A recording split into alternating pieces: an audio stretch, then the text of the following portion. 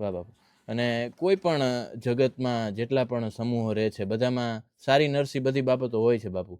પણ સંસારીઓને ઘણા બધા પ્રશ્નો થાય, તમે જેમ કીધું એમ કે એક બાપના સગા દીકરા હોય તો પણ એમને ભળતું ન હોય, તો આવા નાના મોટા પ્રશ્નોમાં મૂંઝાય ત્યારે સંસારી છે એ સાધુ પાસે જતો હોય છે, એને રજૂઆત કરતો હોય છે.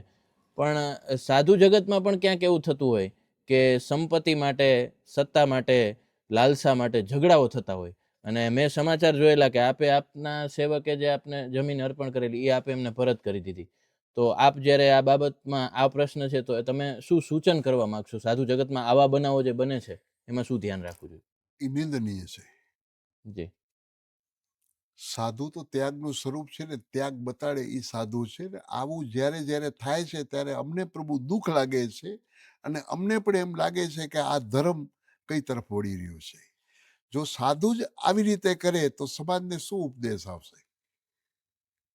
આજે હું જ પ્રભુ એ ચીજ કરતો હોઉં તો સમાજને શું ઉપદેશ દઈશ?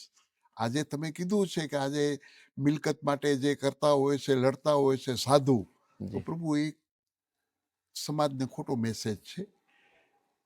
એવું થવું ન જોઈએ. સાધુઓમાં એ ચીજ થાય એ પ્રભુ બહુ નિંદાને પાત્ર છે.